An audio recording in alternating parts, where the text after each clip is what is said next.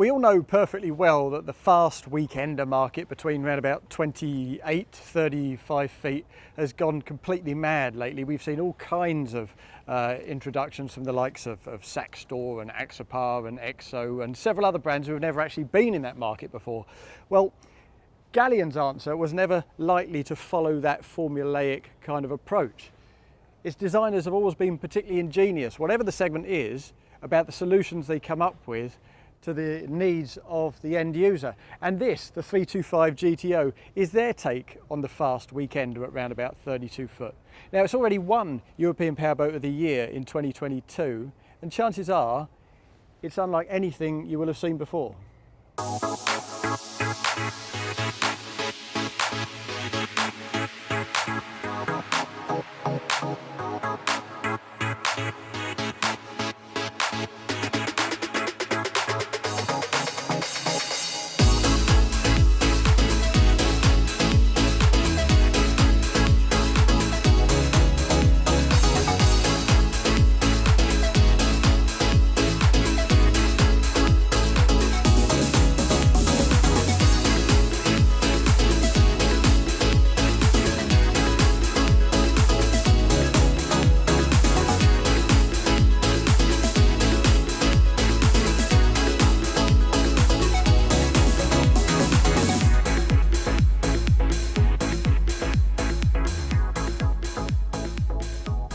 Now, we first saw this boat in Cannes in 2021 and we were impressed with it then. We had a quick walk around, and that model we had kind of a reversible central bench in the centre part of the aft cockpit. Here, however, we have this option, which is particularly ingenious. It's basically a sunbed that sits above the outboard engines. There's still space underneath there for the outboard engines to trim right out when you come alongside as we have now.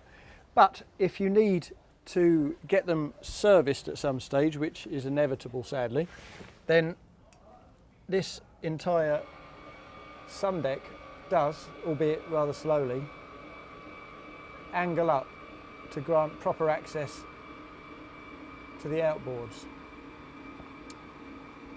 I'll stop it there and show you something else ingenious, because over on the port side, now this is clearly a feature that once upon a time was the preserve of super yachts, but fold down balconies are now all the rage on smaller boats, rarely as small as 32 feet, but it's well worth it on this boat. Now, this boat already has a beam of 11 feet, so that's pretty generous on a 32 foot boat, more than a third of the length. But when you drop this port balcony, that internal beam, that usable beam, expands from about 2.6 metres to about 3.6 metres.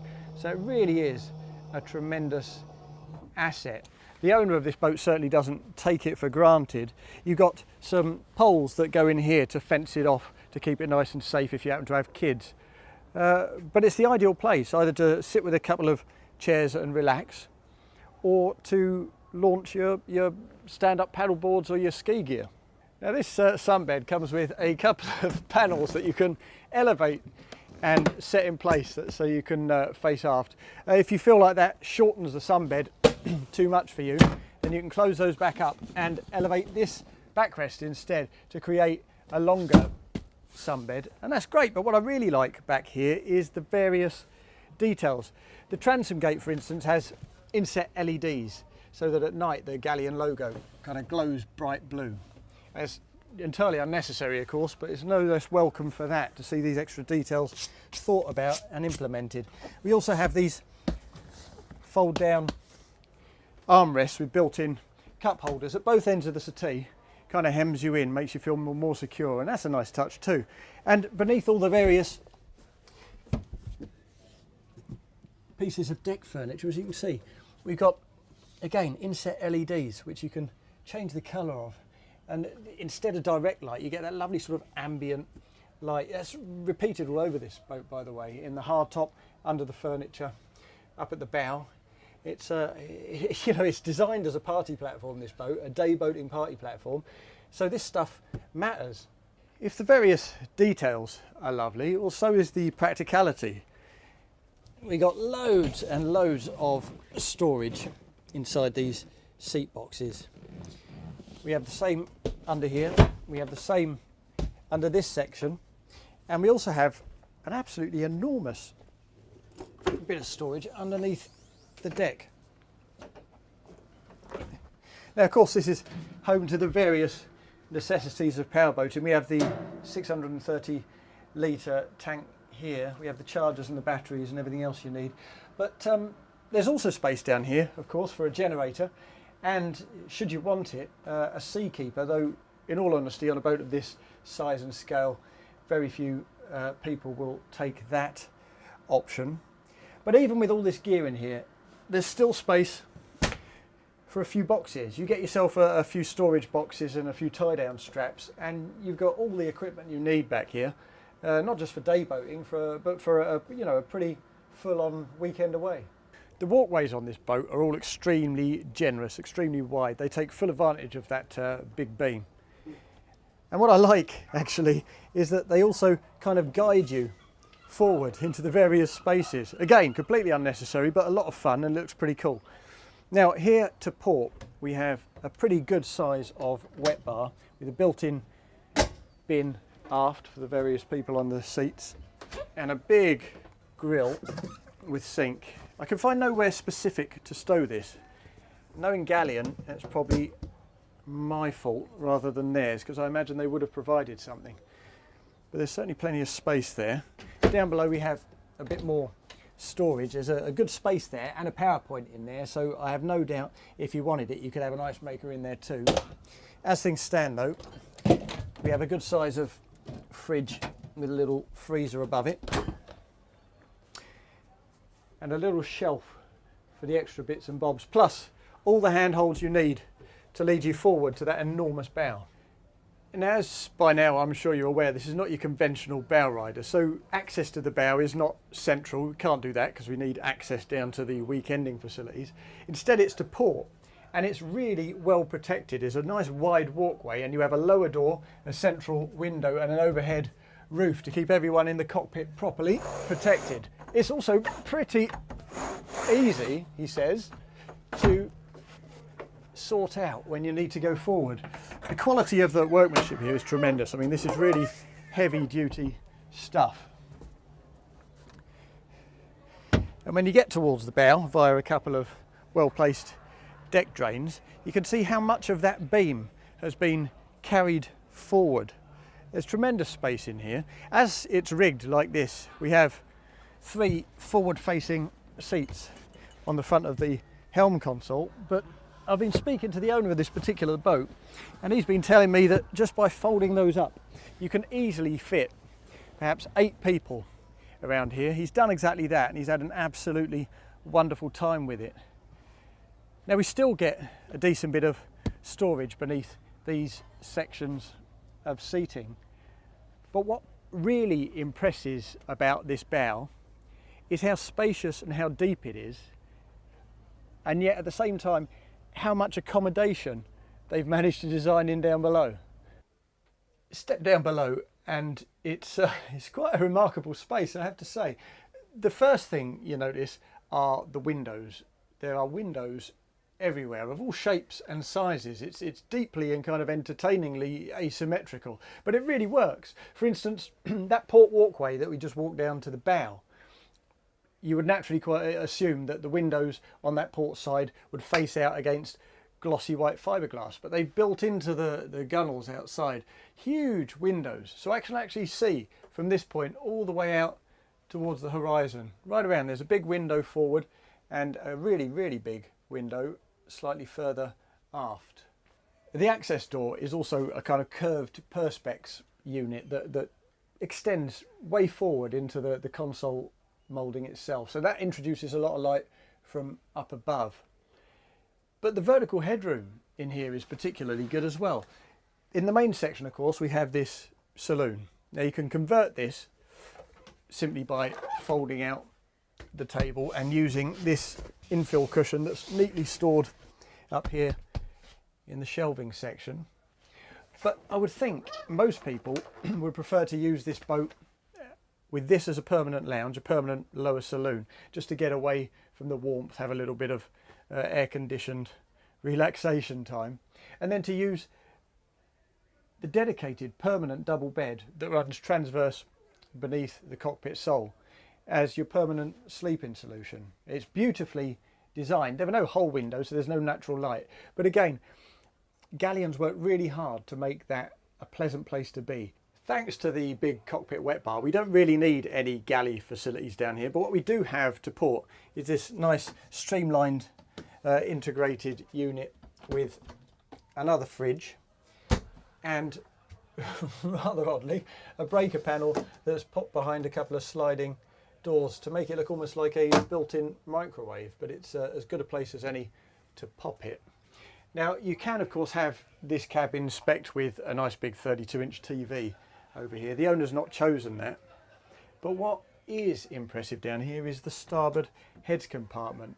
I mean, it's got good headroom, perhaps 6'1", 6'2", a nicely integrated electric toilet, and it uses blinds rather than curtains, which for me is it's more hygienic in your bathroom, and it also feels a lot more modern.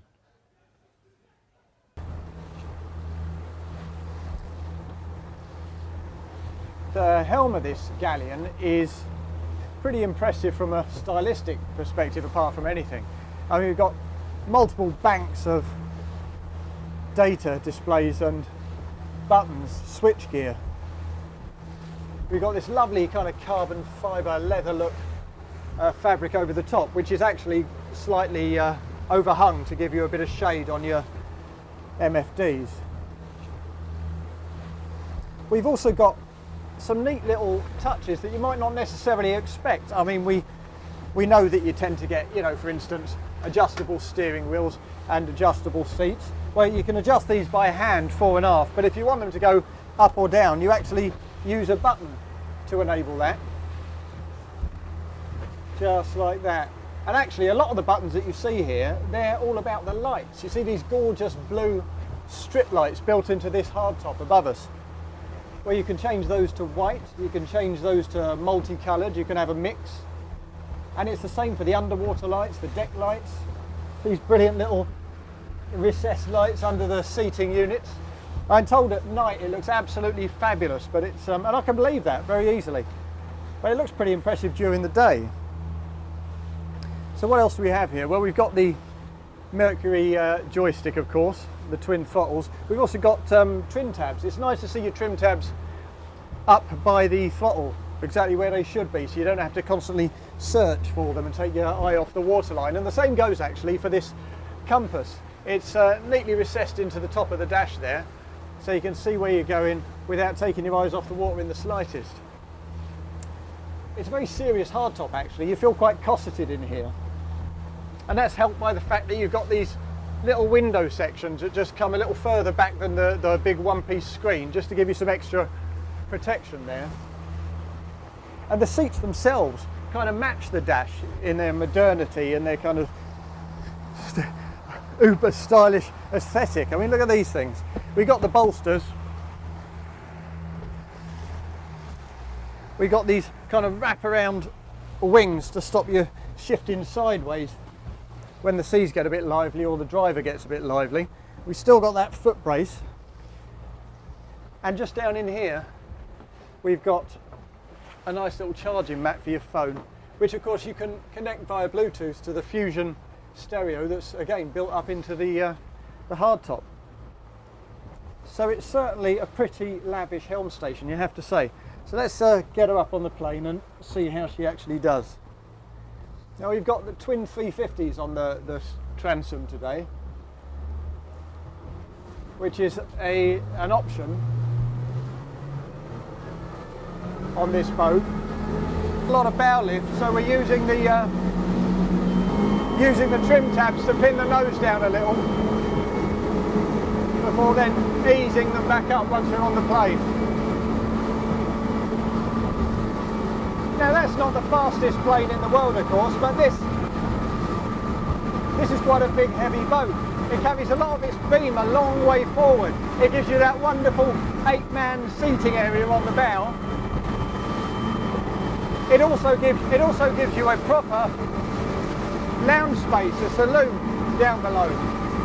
given all those features, given all the internal volume forward and the relative bulges on the sides of the hull in the forward part, you've got to expect that this is not really going to be a whip-it-like race boat. And that's kind of reflected.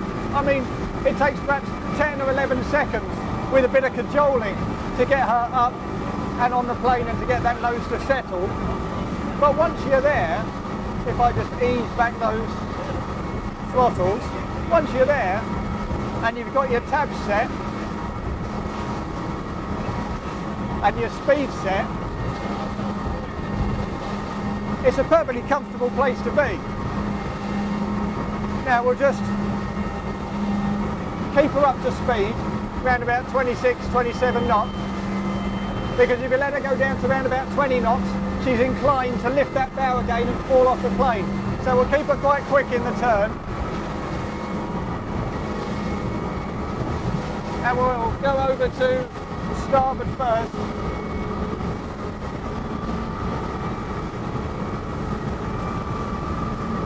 And we'll keep that power on.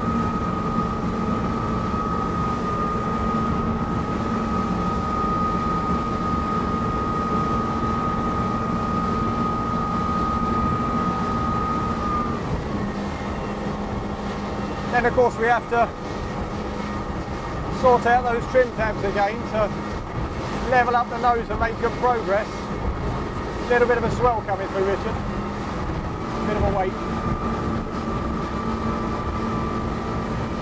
But once you start to learn how this boat operates, once you start to learn that you need to use the tabs a little to adjust the running attitude of the boat, it becomes a very easy boat to drive, and quite a comfortable boat to drive too. There's a bit of sound that gets trapped from those outboards, courtesy of these forward mouldings.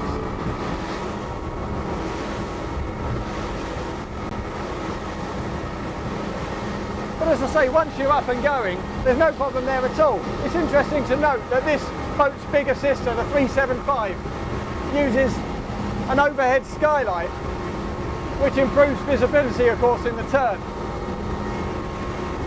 It also has twin aft platforms, so you can really expand that aft deck. Plus, of course, a bit more space. And I think the owner of this boat, having bought this, is already thinking about upsizing. Now, what we want to do here is keep the pace up a little bit to beyond 22 knots, 20 knots. Because if you get down to 20 knots, it has a tendency to fall off the plane a little bit, for the nose to lift, and then you've got to do that whole process again with the tabs to get back up and running. But you come to sort of 25, 26 knots, it's very easy. And she handles a bit too, as long as you keep those revs on. Now we'll turn to port. Land to your heel. Keep the power on and ease back round to starboard. And we're only really losing 2 or 3 knots in doing this. That's quite impressive because this is a big boat.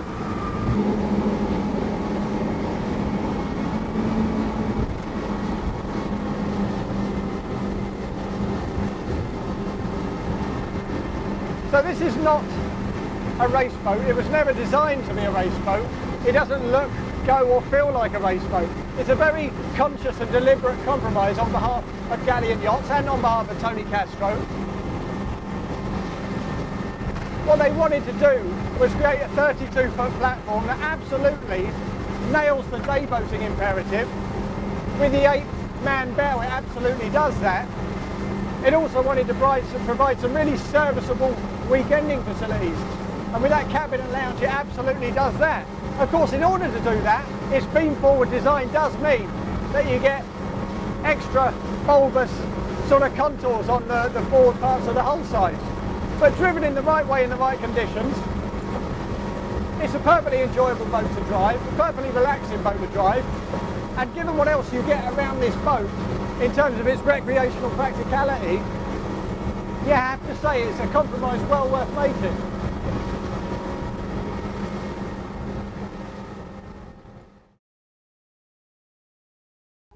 So as you can see, this really is quite a different proposition, this Galleon 325 GTO. Is it a bow rider? Is it a deck boat? Is it a day boat? Is it a sports cruiser? It's arguably it's a blend of all of those things.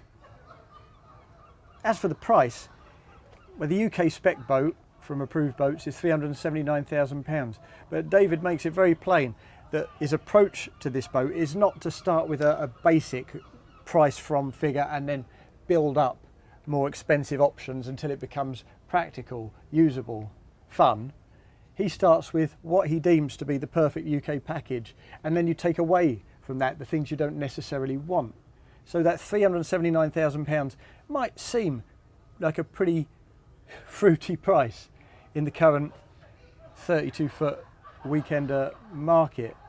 But for a lot of people and a lot of applications, it will come across as a more generous, more usable, more practical proposition.